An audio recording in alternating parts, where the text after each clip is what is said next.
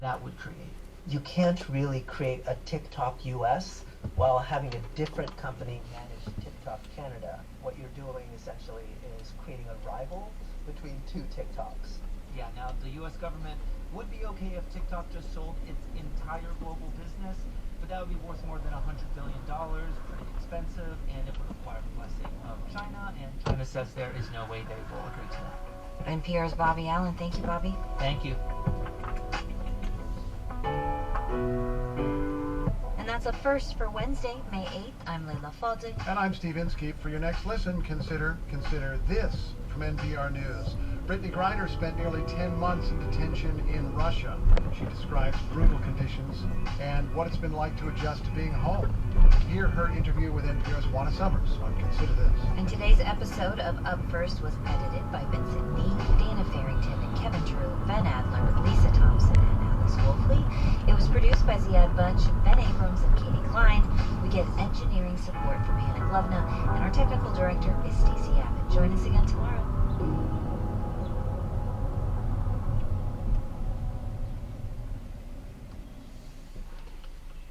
This message comes from NPR sponsor Capital Group. Want to get smarter about investing? Then tune in to the Capital Ideas podcast from Capital Group, home of American Funds Distributors, Inc., one of the world's leading asset managers. Listen to the Capital Ideas podcast today. You're listening to Shortwave from NPR. Hey everyone, Emily Kwong here with a favorite episode from our beloved founding host, Maddie Sophia. What's up, Deuterino? Hey. Today, I've got a brand newty one for you. My last reported episode on some of the most magical invertebrates in the animal kingdom. Can you guess? With you, it could be anything. It just needs to be maximally slimy and gross. Am I close? Closer than I want you to be, honestly. I don't like that. But yes, we are talking about sea slugs. Specifically, one big group of sea slugs called nudibranchs, or nudies, if you will. I didn't make it up. If you haven't seen one before, Emily, Google nudibranch. These will actually blow your mind. Here's one of the scientists I talked to, Ryan Hewlett, straight up nerding out about them. Like when I think of these colorations and these patterns, like you have polka dots, you have stripes, you have, you know, all shades of colors that I just like don't see that often in other animals. Like honestly, when I think of like very beautiful animals, I think of nudibranchs. Wow, what an endorsement. All right, I'm looking these up. Look them up. Oh, wow. Right? These are some gorgeous Technicolor slugs. Yeah. Is that what I'm looking at? I mean, this purple one looks like it's going to a rave. They might be. And here's the thing. They aren't just out here looking pretty either. I do think of them as having superpowers, and I think of, you know, some of like the classical X-Men characters who, you know, are able to steal other people's superpowers. So, Emily, some nudibranchs essentially have the ability to do that, eating up organisms from their environment and using their abilities for themselves. You mean absorbing the power of your prey and using it for yourself? Yeah. I am so here for this. Let's go. So today on the show, we dive into the incredible world of nudibranchs. Some that have evolved to harness the power of photosynthesis, others that can steal stinging cells from venomous predators and use them for their own defense. It's going to be a solar-powered, stay-stealing slug show. Classic Maddie Sophia reporting. You are listening to Shortwave, the science podcast from NPR.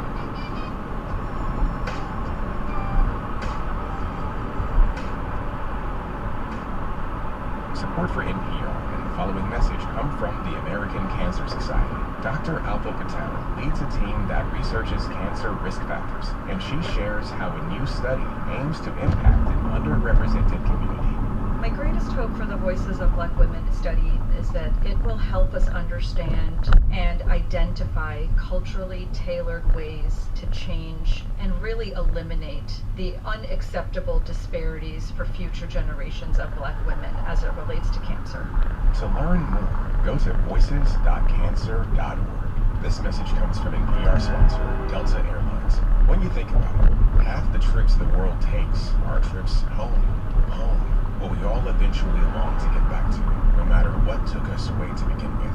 Those at Delta know that, Because all 100,000 of them are, above all, travelers just like you. It's why they try to make you feel at home long before you even get there. All right, Maddie Sophia, you're taking us on a sea slug odyssey today. Where do we start? Okay, so like I said, today we're focusing on nudibranchs, a particularly charismatic group of sea slugs. They are remarkably diverse. They live in every ocean and most marine habitats. There are more than 3,000 different species of them worldwide. And Emily, people are like really into them. Do you remember Ryan from earlier? Yeah, he was pretty hyped on them. Yeah, so he's a PhD student at Harvard studying evolutionary biology, but before Harvard, he did his master's studying nudibranchs, and once you love nudibranchs, you don't just stop loving nudibranchs. I live the passion every day, even though like I've been working on other weird critters. Live in the passion, the nudibranch passion. He says that some scientists who study nudibranchs actually call themselves nerdibranchs, and I love that. When the fandom has a name, you know the passion is real. Has led Venezuela into its worst economic crisis in history while nearly destroying its democracy. Now he's using his near total control over the Venezuelan media to seize the advantage ahead of the election.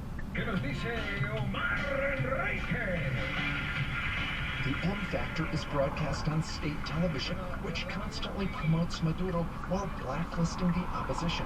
Even so, polls show that if this summer's election is free and fair, Maduro would lose. It turns out that the non-stop propaganda, including all these songs glorifying Maduro, may be falling on deaf ears. For NPR News, I'm John Otis. This is NPR News. In her debut novel, Julie Mann begins with the future to understand the past. There's a way in which the past carries through with us into the present and into the future, and sometimes I think sustains a relationship through difficult periods. My conversation with the author about the new book, Shanghai Matters. Things considered from NPR News. You can hear that conversation with host Bill Reinhart today during All Things Considered on WBXU and WMUB, beginning at 4 o'clock. From 9, first warning weather, mostly cloudy with strong to severe storms after 4 o'clock. Support comes from St. Vincent de Paul, where volunteers visit neighbors in their own homes, providing practical emergency assistance with necessities such as food, prescription medicine, rent, and utility assistance, and more. Your support helps sustain this mission when you give at svdpcincinnati.org/give. St. Vincent de Paul and you. Neighbors helping neighbors. Live from NPR News in Washington, I'm Dave Mattingly. CIA Director William Burns is meeting with Israeli Prime Minister Benjamin Netanyahu at this hour in Israel. Their talks are part of an ongoing effort to secure a ceasefire between Israel and Hamas. NPR's Lauren Freyer in Tel Aviv says the Israeli military has reopened a border crossing from Egypt into Gaza, one that was closed for 3 days following a deadly Hamas attack. The Kerem Shalom crossing is where U.S. Secretary of State Antony Blinken visited last week, heralding the flow of humanitarian aid into Gaza. But within days, a Hamas rocket attack killed 4 Israeli soldiers nearby, and Israel closed the border to aid deliveries. Now it says it's reopened. Meanwhile, an Israeli tank brigade has seized another crossing between Gaza and Egypt, and sporadic explosions and gunfire have been heard around it. The UN is demanding its aid vehicles nevertheless be allowed through. The Rafah crossing is the only crossing where aid workers and fuel trucks can go into Gaza and injured people can come out. Lauren Freyer, NPR News, Tel Aviv. The Biden administration is pausing a shipment of large bombs to Israel over concerns they may be used in an Israeli military operation in Rafah. Israel's chief military spokesman is downplaying the development, saying any disagreements would be resolved behind closed doors. This is NPR News. Good morning. It's 8:32 and 62 degrees in Cincinnati, 63 in Dayton. This is 91.7 WBXU. I'm Tana Weingartner. pro-Palestine protesters at universities have been asking institutions to withdraw investments in Israel or companies with ties to Israel. But that can't happen in Ohio because of a state law passed 2 years ago. State House correspondent Karen Kessler explains. Republican Senator Jerry Serino is behind a bill targeting conservative concerns about free speech on university campuses. He's sponsoring the 2022 law adding public universities to the list of state institutions that cannot boycott or divest from Israel, which he says is a special ally of the U.S. There could be groups of students who feel differently about that part of Ohio law and probably many other aspects of Ohio law. We can't leave it in their hands to revise code as they see fit. But the president of the American Association of University Professors at Ohio State says it's an unjust law and a violation of free speech. Last year, the U.S. Supreme Court declined to hear a case on a similar law from Arkansas. Karen Kessler, the Ohio Public Radio State House. The superintendent of North College Hill Schools is calling its 4-day school week a success after the first year. Last fall, the district became the first in Ohio to switch to the blended learning model, allowing teachers a full day to build lesson plans.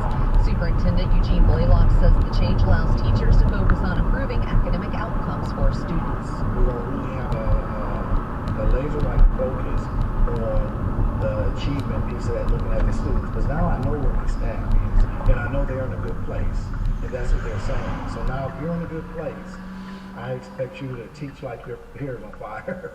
North College Hill's Board of Education has already approved the 4-day week for next year. Blaylock says the blended learning schedule has made it easier to recruit high-quality teachers to the small urban district.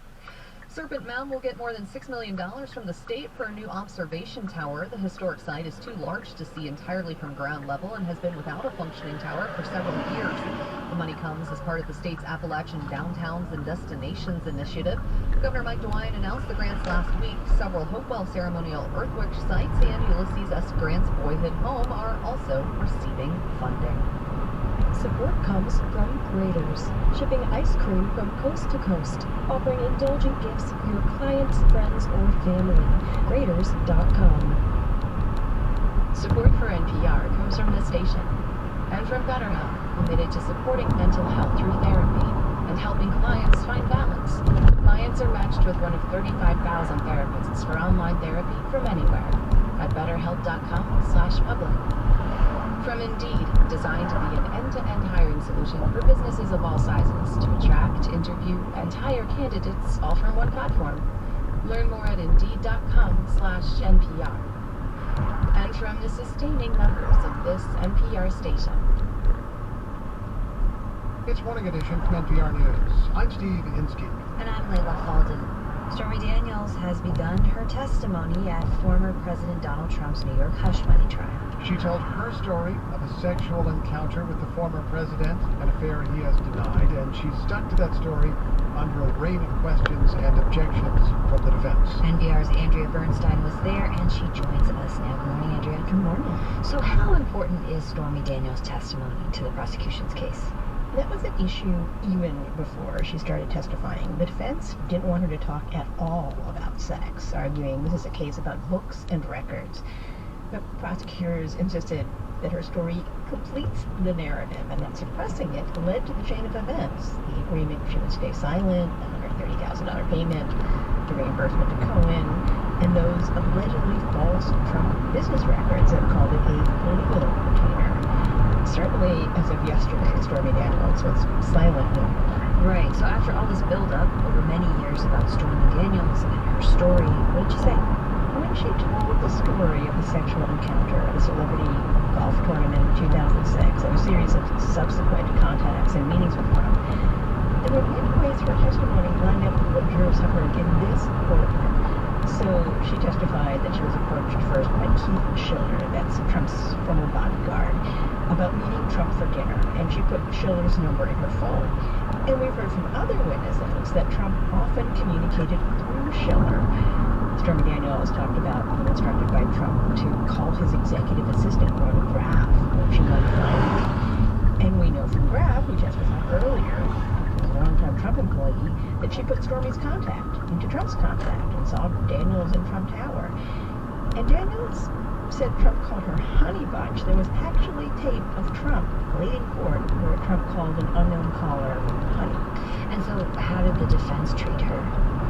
She's said so many contradictory things about what happened. For example, in 2011, she flirted with going public by agreeing to an interview with In Touch magazine for $15,000. But at the same time was trying to get a story pulled from a website called thedirty.com because it talked about her and Trump and sex. She said she and her baby were threatened in 2011 in a parking garage if she ever went public, and was scared and went silent, but never told anyone. Despite all that, she said coming clean in 2016 was the best course of action, but then agreed to stay silent for a fee. So she clearly had contradictory and competing opinions about the best course of action, and the defense just leaned into all of that. In fact, the defense even called for a mistrial based in part on the fact that she testified about feeling a power imbalance when they had sex. The judge denied this motion. Now, you spoke with a few people who are familiar with the New York criminal courts after yesterday's testimony. How does it appear Stormy Daniels came across?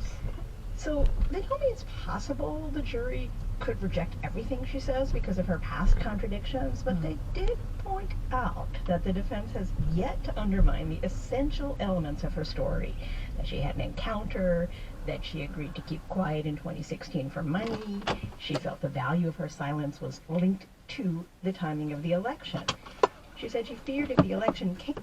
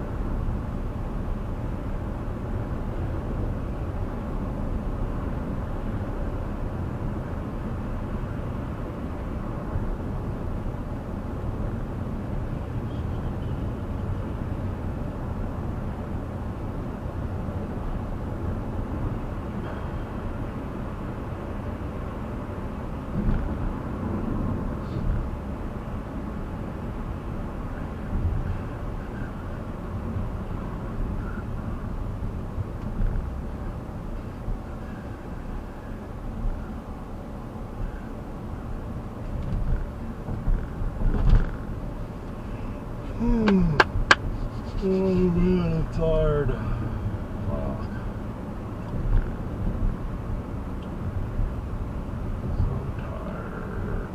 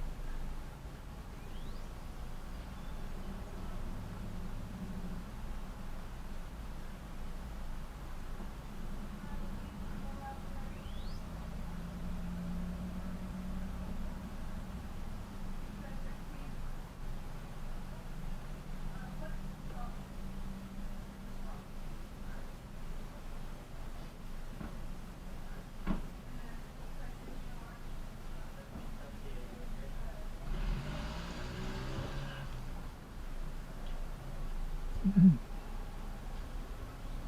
I get for you? I have a mobile order. Yes, sir. What's your code? TV24. Go ahead, 4 round. Have a great night. Thanks.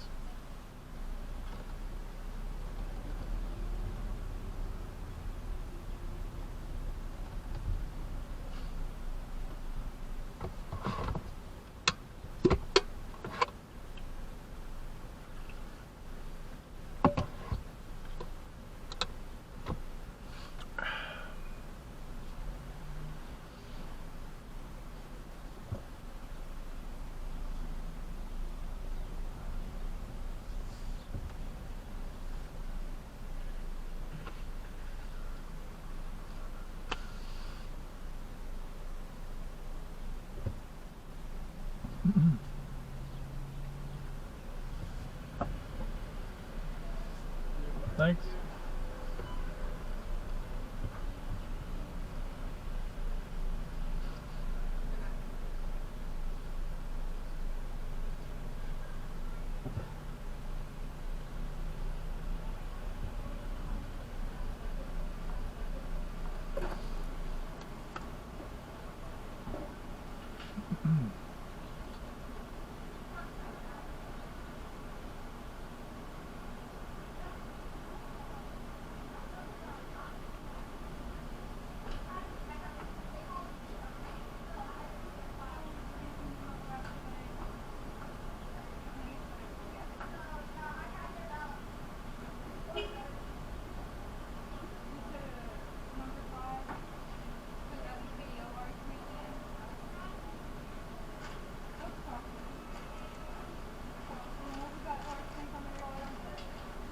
All right. Thank you.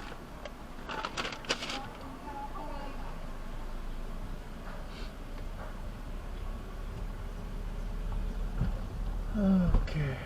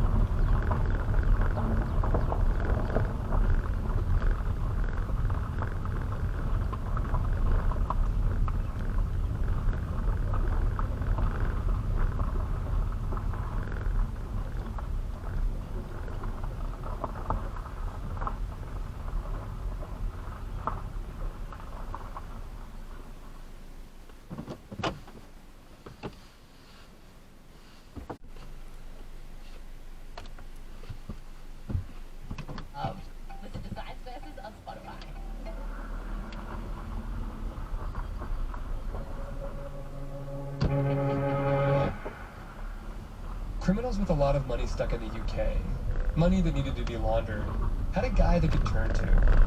Abdullah Al-Falazi. Al-Falazi was at the top of the money laundering ring that Joe Emma Larvin and others had worked for. And Al-Falazi was well connected. So Abdullah Al-Falazi was married to a woman who came from an extremely wealthy family in the UAE. And that actually perplexed investigators a little bit about his motive. Well, if he's got so much money already through his family, why is he, doing money laundering? Some of that wealth came from Al-Falazi's father-in-law. He'd been the UAE's Director General of Aviation and was in charge of customs at the airport before pivoting to retail. Al-Falazi also claimed he had connections with one of the UAE's royal families. But another chunk of his wealth came from his business, laundering other people's money. Money that UK investigators believe came from drug traffickers. When did Al-Falazi start this money laundering operation, and how did he, and why did he expand it and grow it?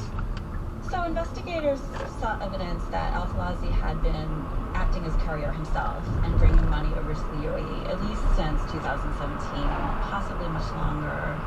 And then they also found evidence that he had started to involve other people. So people he knew, it was sort of a word of mouth thing. A few other people had flown for him early in 2020. And then things really seemed to explode once the first wave of COVID has sort of died down in airports and airports were reopening. To keep up with demand, Al-Falazi needed a lot of couriers, and he tapped one courier to help him, Michelle Clark. Clark was an executive assistant who first got involved in Al-Falazi's operation when she was looking to relocate from the UK to Dubai. By July 2020, she'd become a crucial player in his operations. Text messages later released in court show Al-Falazi asking Clark to recruit new people. Do you have someone who can work with us like you? Because I want to do twice a week, Saturday and Tuesday. You will make Tuesday, and she will make Saturday. You know everything, and you can teach her. Sure, I'll have a think. Yes, I need someone I can trust. At one point, Al-Falazi asked Clark to find 12 new people. She texted one of her associates about it, asking for ideas. Just have a think who we could onboard. But it has to be the right person. Can't talk, trust, reliable, and fit. They want me to have 12 people. Can you even believe that? One of the people Clark recruited was Joe Emma Larvin. Michelle Clark was really the essential part of it. She was helping to organize, pickups by the driver to get those people to the airport. She was helping provide instructions to people on what to do once they got there, if they hadn't done it before. So she was really a coordinator. At every step, Clark would keep Al-Falazi updated. Everything okay with the flyers? All good. Just boarded, flight delayed, but they're on the plane now.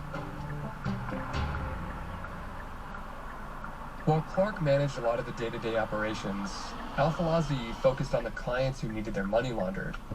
He was still involved as far as helping to arrange, first in the UK, helping to arrange the criminals to drop off the cash to sort of counting houses. And so he was ultimately responsible to make sure the money got where it needed to be. How would he clean it or get it back into the system to legitimize it? So once the cash was in Dubai, the investigators pretty much lost the trail of most of it, but they did find some evidence from seizing phones owned by Al-Falazi. So they had some data from his phone showing that some of it went into his own bank accounts, some went into crypto. They think a lot of it was used to buy gold. They think a lot of it was converted into the local currency in UAE or into other currencies just through money changers where there's not a lot of questions asked. At its peak, Al-Falazi's operation grew to 36 couriers, and they moved tons of money. In just a few months, from July to October 2020, they transported $125 million to Dubai. How rich did this make Al-Falazi and Michelle Clark? Well, Al-Falazi collected about 10% of the total as his fee. So if it's $125 million, and it probably much more, you can see where he was, getting a nice cut. We don't know how much Michelle Clark was making, in part because she's still at large, and police haven't had access to her bank accounts or her wealth in the UAE to really know what she might have been making. In October 2020, Al-Falazi's empire started to fall apart. That month, 2 of his couriers were on a routine trip to Dubai, hauling almost $2.5 million in cash. When they reached their gate at Heathrow, the women were approached by UK customs and questioned. It's not clear what tipped authorities off. When one of the women was asked why she had 5 suitcases for her trip, she said it was because she wasn't sure.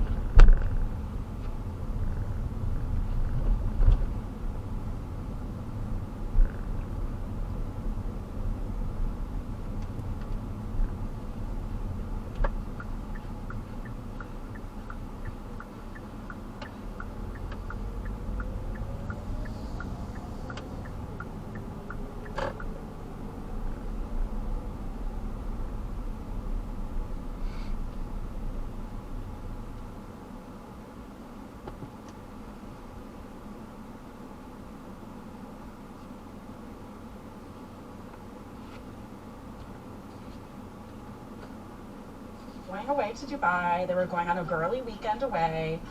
And so that was their cover story, was basically, well, we're just going to have fun in Dubai.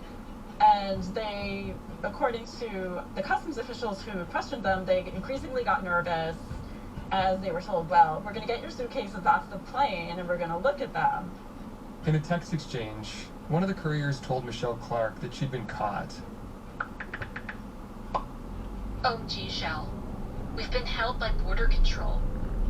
WTF. I've had to tell the truth. I couldn't lie. She's interrogating me. Shell, I don't know what to do. I'm so scared. Clark responded, but later deleted the texts. The women were arrested, and investigators searched their phones. And they quickly figured out that Al-Falazi was behind the whole thing. Because Al-Falazi booked the flights for all of the couriers and alleged couriers. So he was booking flights for dozens of people in his name, on his credit cards. And so once the UK authorities had stopped these 2 women in October 2020, once they looked at the women's phones, that's how they discovered who had booked their flights. And so Al-Falazi had really left a digital trail leading straight back to him by having booked the courier's flights, by having all those tickets on his own accounts.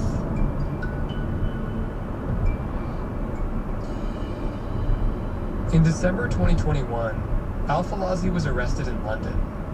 In June the next year, he pleaded guilty and was sentenced to almost 10 years in prison. The government seized around £3.5 million worth of Al-Falazi's assets. Michelle Clark is under investigation in Dubai for money laundering. UK investigators have not been able to question her. She couldn't be reached for comment. Several other couriers were also arrested, including Jo Emma Larvin and her boyfriend.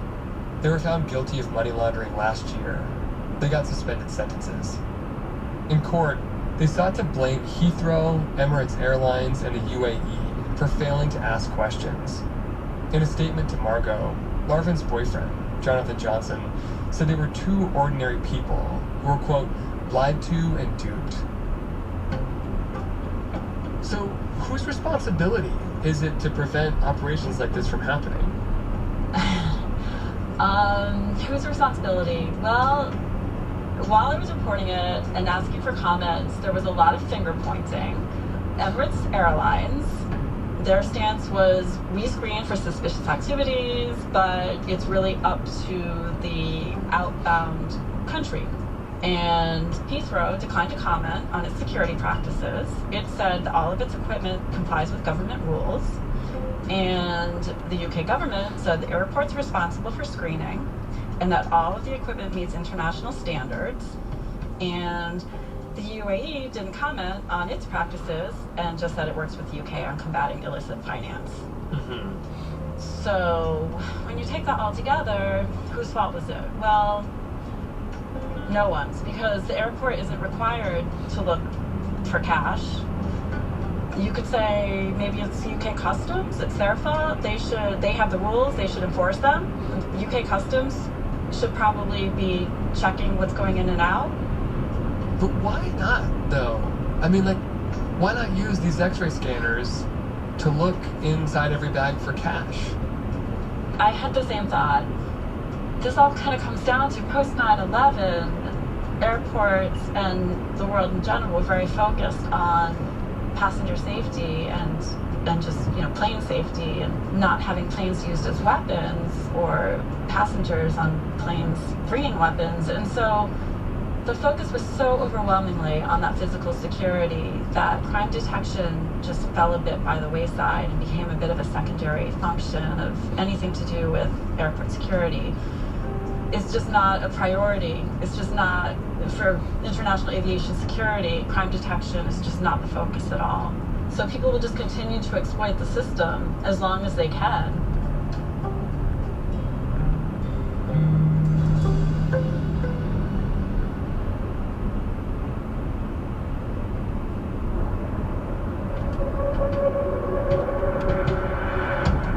That's all for today, Wednesday, May 8th. The Journal is a co-production of Spotify and The Wall Street Journal. Special thanks to Victoria Dominguez, Enrique Perez de la Rosa, Heather Rogers, Griffin Tanner, and Tatiana Zamis for providing voiceovers for those text messages.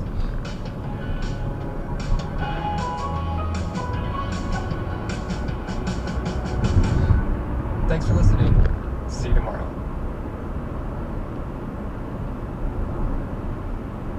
It's me, Emma Chamberlain, the host of the Anything Goes podcast with exclusive video episodes on Spotify. On my show, I talk about whatever's on my mind, and I occasionally interview some people to hear what's on theirs. I've talked about a lot of things. The internet, social media, fashion, and everything in between. You name it. Nothing's up. Where you going? How old are you? I was frightened, scared, so I ran until I reached home, grabbed my phone.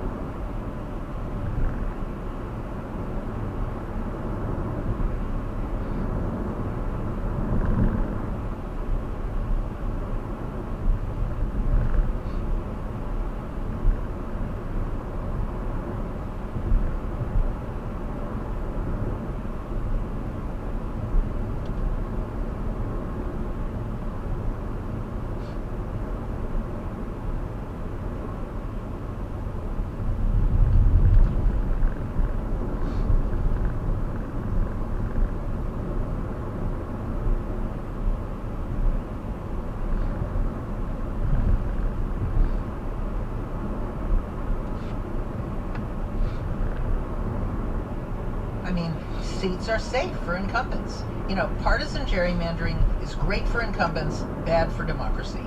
It means that members don't have to reach out to swing voters. They just have to worry about a primary challenge if they're a Democrat from the left, if they're a Republican from the right. And, you know, capitalism needs competition, so does politics, so does democracy. And there's very little competition. As you just said, there are very few competitive House seats. It also makes you realize that regardless, no matter which party wins the House in November, the chances of it being a pretty narrow majority are pretty good either way, yeah, right? Definitely. Although, you know, that brings up another really interesting point. We have had narrow majorities before, and the Republicans seem uniquely terrible at governing with a narrow majority. Nancy Pelosi was a heck of a lot better at keeping her troops together when she had a very narrow majority. Barbara, do you have a sense that, let's say, for the sake of argument, Republicans hold on to the majority? Would that make Mike Johnson more secure in his grip on the gavel, or is this something that's just going to hang over him as long as he is Speaker of the House?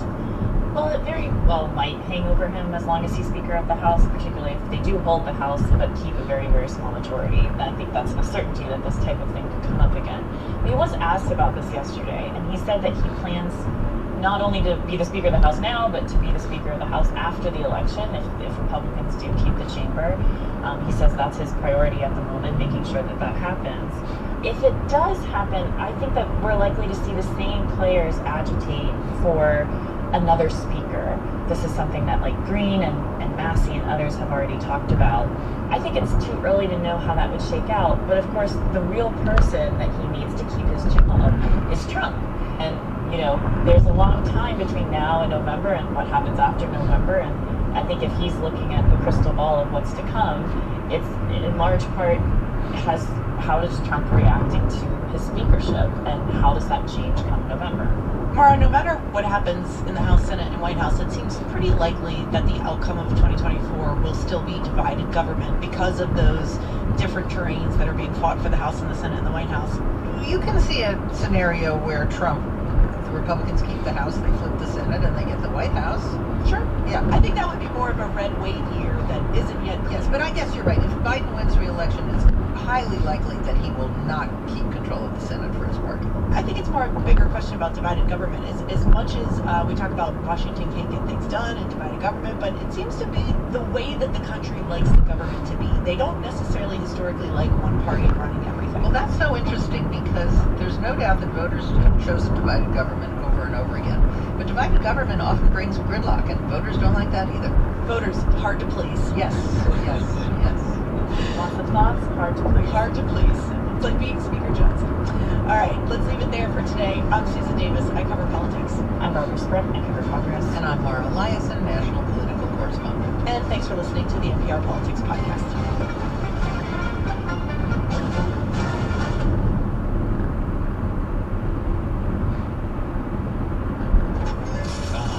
The satisfying sounds of more sales in your business. And from the sound of it, more business is growing. But you shouldn't have to pay more to scale your business. With Stamps.com, you can import orders from wherever you sell online, find the lowest rates with the fastest delivery times, and instantly deliver tracking updates to your customers and stock up on supplies. Get started at Stamps.com today with code PROGRAM for a 4-week trial, free postage, and a digital scale. I'm Jesse Thorne. Why did Cole Escola write a bonkers, extremely fictionalized play about Mary Todd Lincoln? Well, you know, it was 2020 and we were all so isolated. I just started doing research on it, but the truth is, I just thought of it. We'll talk about that and more on Bullseye from MaximumFun.org and NPR. I'm Rachel Martin. You probably know how interview podcasts with famous people usually go. There's a host, a guest, and a light Q&A. But on Wildcard, we have ripped up the typical script. It's a new podcast from NPR where I invite actors, artists, and comedians to play a game using a special deck of cards to talk about some of life's biggest questions. Listen to Wildcard wherever you get your podcasts, only from NPR. 6 weeks ago, the biggest rappers in the world started fighting, but this weekend it went nuclear. Diss tracks were dropping left and right. We got a music video, a summer jam, the streaming record was broken. There was an international crowdsourced competition just to diss Drake. This is probably the last time you'll see a rap beef on this scale. When you think about the big rap beefs, whether it's Tupac and Biggie, Nas, Jay, Drake and Pusha T, people have been waiting over a decade for Drake and Kendrick to stop with the veiled shots and finally punch each other in the mouth. And that is what we definitely got this weekend. There's going to be some salty language. There's going to be salacious allegations. Kendrick Lamar Duckworth versus Aubrey Drake Graham coming up on Today Explained.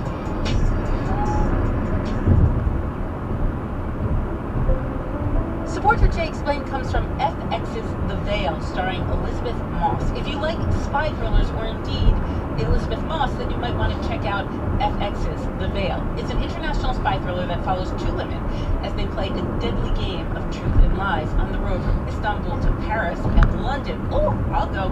One woman has a secret, same here, and the other has a mission to reveal it before thousands of lives are lost. FX's The Veil, now streaming only on Hulu.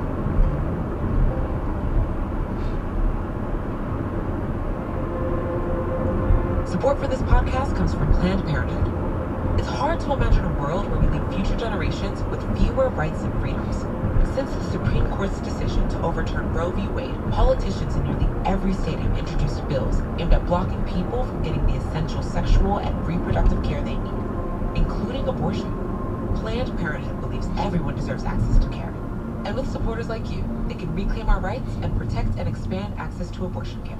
Visit PlannedParenthood.org/future to learn more and support their cause.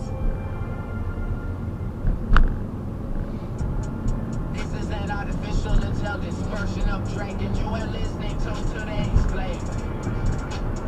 Sean Ramsford here with Charles Holmes from The Ringer. Charles, how did all this get started? Yeah, so people probably will not know this unless you've been very into rap, but there have been 3 rappers for the last decade plus that have been the biggest rappers in the genre, and we have dubbed them the Big 3.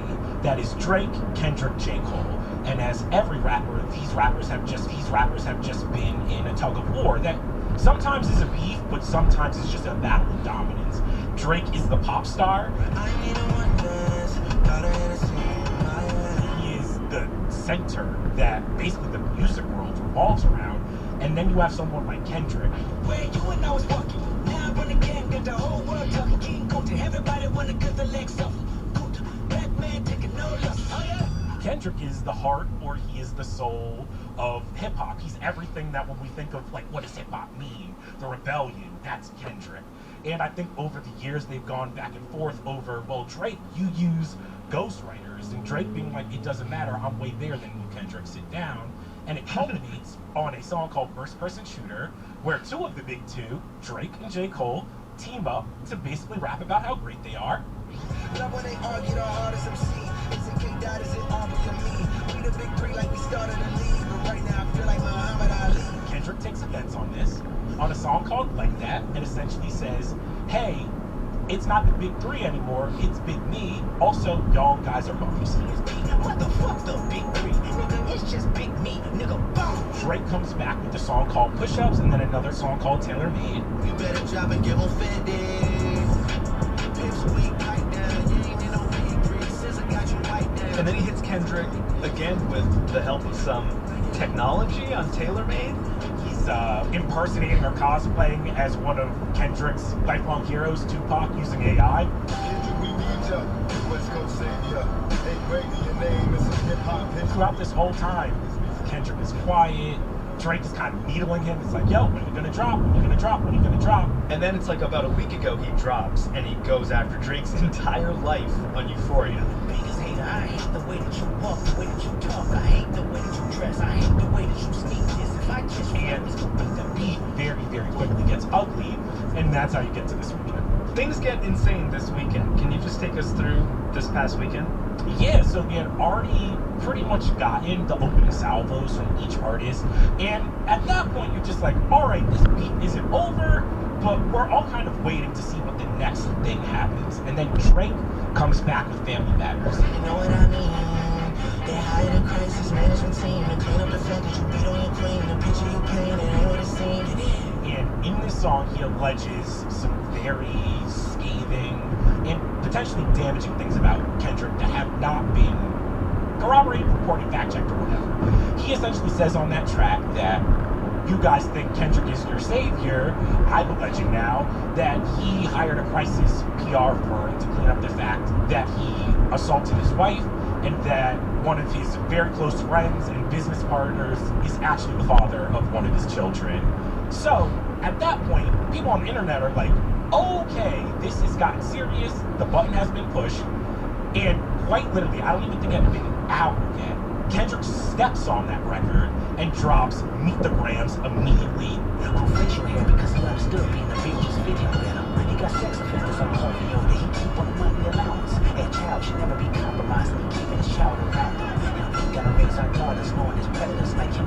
Kendrick is alleging that Drake is surrounding himself with people in his camp that are accused of very heinous things and basically needling at Drake, that he has an alleged propensity to go after young women and groom them. And as rap beef tends to do, unfortunately, women, baby mothers, family, children are used in very gross ways to satiate the big egos of the two most popular rappers in the world right now.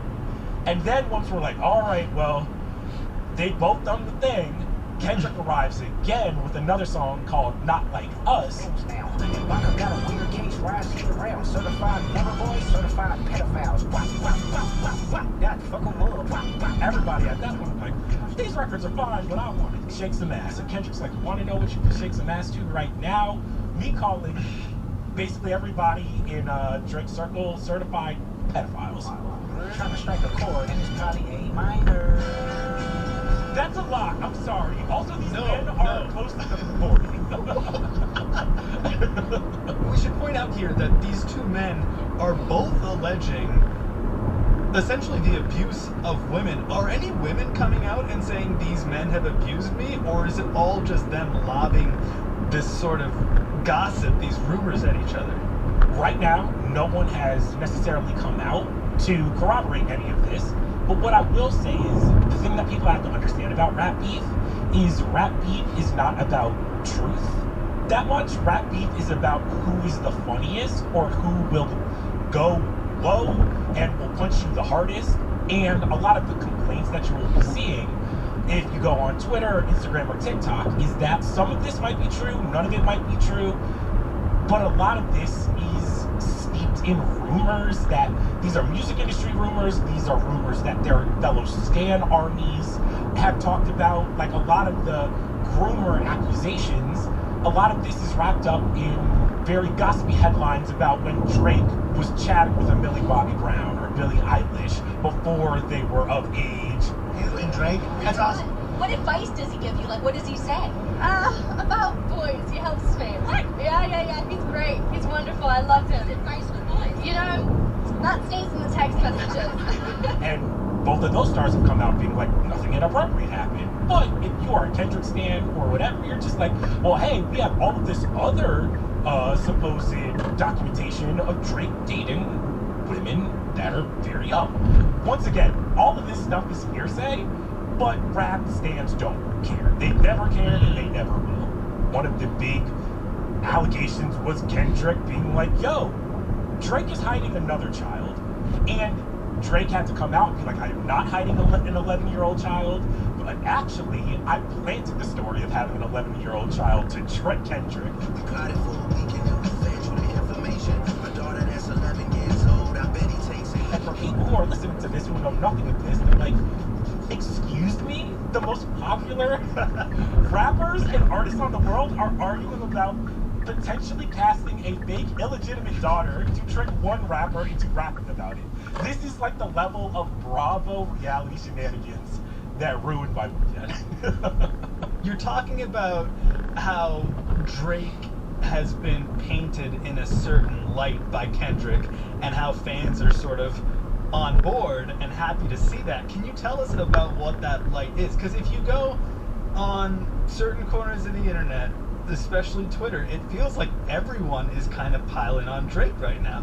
Drake has been so dominant for so long. And I think the thing that's kind of undergirding a lot of this thing with Drake is because he's been dominant for so long, people want to see the #1 guy get punched in the mouth. And I also think that Drake has dropped a lot of music, and the quality of it has waned critically.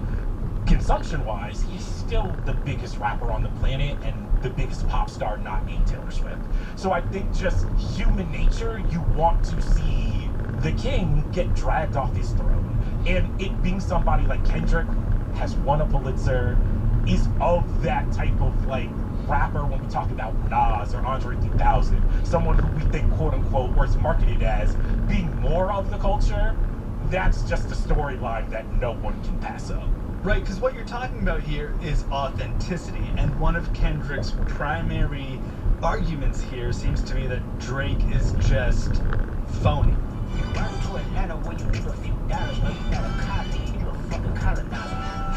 Honestly, one of the biggest things that Drake has had to overcome is that Drake is a former child actor from Toronto who is half Jewish, has a white side of the family, and then has a black side of the family. And I think it feeds into a lot of tricky narratives about Drake and cultural appropriation because Drake is a chameleon. He got as famous as he was being able to go to places like Atlanta, I don't even know what that's about. Watch your mouth. Houston, my name's time. I say my name is Drake. Jamaica, my legs colony from unruly girl, or the UK. You know how to play get chit chat goals. I like R's and V's and O's. I don't really play no tic tac toe. It's just dancehall, grime, whatever. Drake has done it all. He is the globalization of hip hop in a human. But it also is tricky when you're just like, okay, what does it mean that a light-skinned rapper that looks the way that Drake looks gets to hold that perch? It definitely does feed into a lot of who gets to be successful in Hollywood, in the music industry, how do they get successful? But I think if you're Drake, you're just like, you guys have seen my father. I am a black man. How has this beef turned into Drake, you're not black anymore. You can't say the N-word. We don't want to hear it. When you say the word nigga. But that's just me, I guess. Some shit just cringeworthy. Ain't even gotta be deep, I guess. Still love when you see success. Everything with me is blessed. Keep making me dance, waving my hand, and it won't be no threat. And everybody being like, yeah, that's funny, yeah. But once again, rap beefs are not about truth. They're not about nuance. It's about being like, yo, mama is so bad. And everybody's like, oh, yeah. You assigned to a nigga that signed to a nigga that said he was signed to that nigga. Try cease and desist on I like that record. What, you ain't like that record? Why this beef between two of rap's titans might be the last of its kind when we're back on Today Explained. My life is rap. That's whole shit. I got a son underage, but I can see you don't know nothing about that. Waking them up, know nothing about that. They tell them to pray, know nothing about that. They giving them tools to walk through life like day by day, know nothing about that. Support for Today Explained comes from Mint Mobile. Big improvements can make your past behavior look absolutely wild, says Mint Mobile, targeting all of us personally. And Mint Mobile wants to do that with your phone bill. Mint Mobile offers wireless plans for $15 a month when you purchase a 3-month plan. You can get this new customer offer, $5 upfront pay restrictions do apply. Then you might want to check out FX's The Lives Are Lost. FX is committed to ensuring that everyone has the information and care is a basic human right, and they won't back down. UKIP.org/future to learn more and support their cause. Maybe in this song, you shouldn't start by saying... Today Explained still here with Charles Holmes from The Ringer. Charles, I want to know where this battle fits into the pantheon of beef and hip-hop. Can you take us back? I mean, the beef that everyone, this is like a multi-million-dollar industry, is Tupac and Biggie, East Coast, West Coast beef. West side, bad boy. Like, Tupac and Biggie was the point where the industry realized, oh no, we're not just selling records, we're selling magazines. This is something that we're reporting on. There's documentary after documentary, book after book about this because, once again, there's layers to it. There's personally what Tupac and Biggie were going through, but there's also like what the East Coast represents as the mecca of hip-hop, the birthplace of it, and then the West Coast being like, yo, this is the home of gangster rap, we're pushing the genre forward. And from that, I think a lot of beefs that we've gotten after that, whether it has been Jay-Z or Nas or Drake and Pusha T or Drake and Meek Mill, have kind of gone through those lines of sometimes it's about who's the best lyrical rapper, sometimes it's about, well, you're the sellout and I'm the authentic one. Sometimes it's like, you're the old street dude, I'm the new street dude. You guys don't want it with hope. Actually, nah, we don't want it with hope. If you look at like Jay and Nas, that's kind of a perfect example of, does that beef happen if Notorious B.I.G. is still alive? Probably not. But with Biggie out of the picture, you have a fight for, well, who is the king of New York? Jay, who is this hyper-capitalist and is this pop star, and you have Nas, who at that point is like